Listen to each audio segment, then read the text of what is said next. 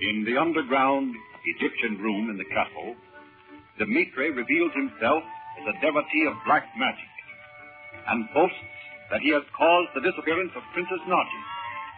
But Chandler, by his occult powers, defeats Dmitri and drives him from the castle.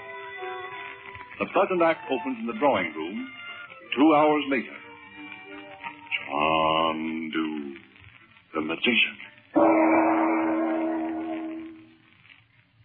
Where were you all the time we were down in that room, Naji? How did Dmitri get down Where's there? Dmitri now? Did he have you shut up somewhere, Naji? Children, please. You haven't given Naji time to catch her breath since we came up from the cellar. Well, gee, Mother, if we're going to find out anything from Naji, we have to talk fast. Oh, Naji, please don't go back to Egypt right away. Why do you have to go this very afternoon? You know I must go, Betty. I have come here in disguise, and I think if the government would be most unpleasant to your uncle if it becomes known he is hiding me here. Well, but... And we don't even know now that the servants won't tell someone Naji's here. But I bet Uncle Frank wouldn't care if the king did find it out. He's not afraid of the king. Oh, it's not that, Betty. So, Naji, will you stay a few days if I can get Uncle Frank to talk to the king? Uncle Frank's pretty influential, I know that. No, I must return to Egypt at once. Well, then will you tell us about that room? Bobby, don't be too insistent, son. These things may be secret. There are many things I must not tell, but of this room I may see. Oh, goody. Does Uncle Frank know about them, Naji? Where is he, Mother? He's dressing. He has an audience with the king at 3. Honest? Yes. Do you suppose he's going to tell him about Dmitri? Oh, I hope Dmitri hasn't already told the king about Uncle Frank. I mean, told him a lot of things that weren't true.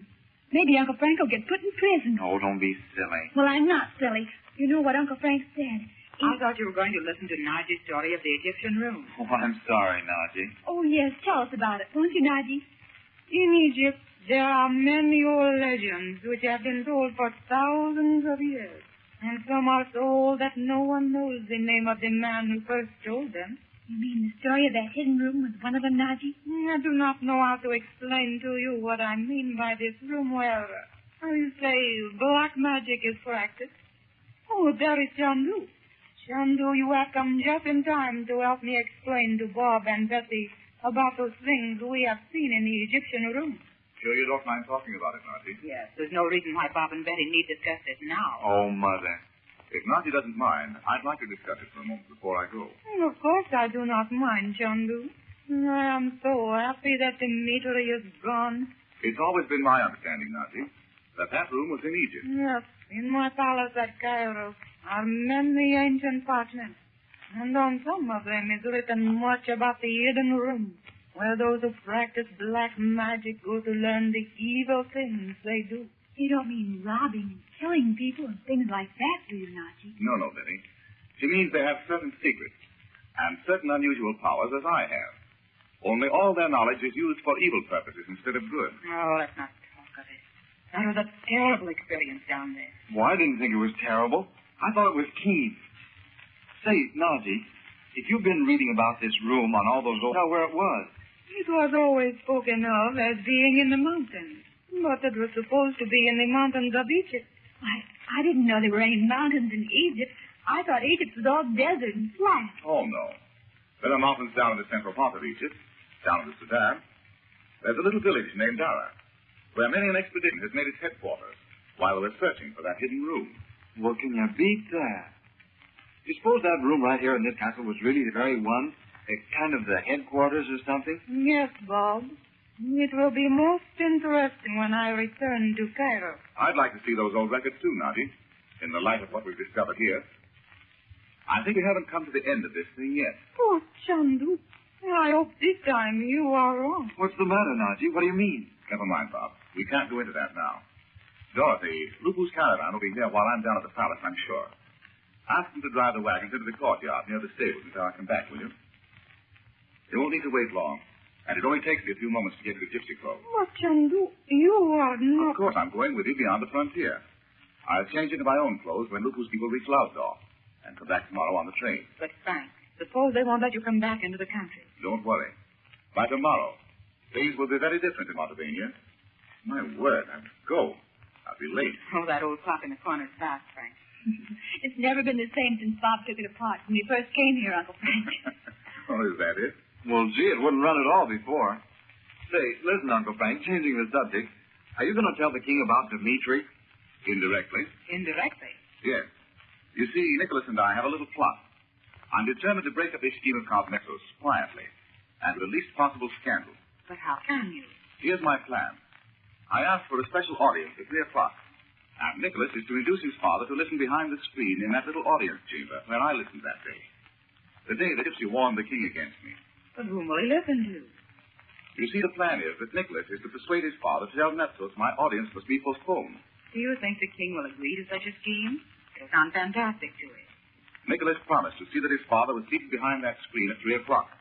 And I've got to depend on it that he'll be there. Well, but what then, Uncle Frank? Oh, I'll try to lead Metzos on to talk. And the king will overhear everything. Now I must go. Unless you've been taking my wristwatch apart, Bob, I'll just about have time to...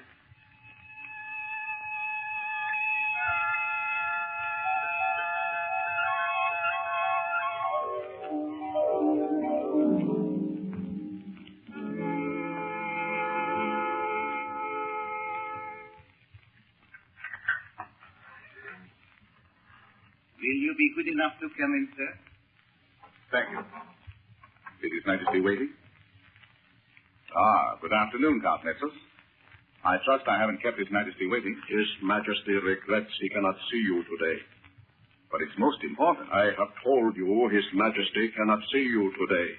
Perhaps you had something to do with persuading him not to see me, Count Metzos? Why should I trouble to do that? Perhaps because you are afraid of what I might tell His Majesty. You will tell him I asked you to leave Montepania, eh? Tell him then, if you have the opportunity, and I will tell him it is so. Not so fast, Count Metzos. It's not just what I meant. Then you will tell him I have been spreading scandalous reports about Mrs. Regent. I will deny that. Nicholas is mistaken. What do you mean? This is something I haven't heard. But that can wait. Are all Americans as undiplomatic as you, Mr. Chandler? I don't know just what you mean by that. But we'll let it pass for the moment. I mean you're serving your country very ill when you antagonize me. Just a moment. Suppose I should ask the king if he knows how long ago it was you lost your left arm. What do you mean, Chandler? Why should the king be annoyed by your ridiculous questions about me? No use, Count Metzos. I know the truth about you. I know that in Paris you sometimes have 2 arms, and even sometimes in Montepania. As, for instance, in the dead of night, when you are searching for a hidden document in the storerooms at the top of the castle where I live. You insolent American! You dare to accuse me of entering your home in the night like a thief?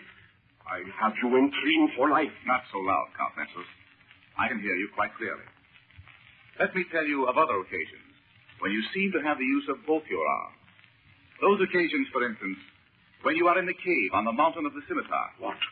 What are you trying to say? I'm trying to tell you that I know that Count Metzos, Prime Minister of Montepania, and a Saban, the so-called gypsy bandit, are one. Look here, Mr. Chandler. You and I must come to terms. There is room for a clever man like yourself in a certain organization, I know.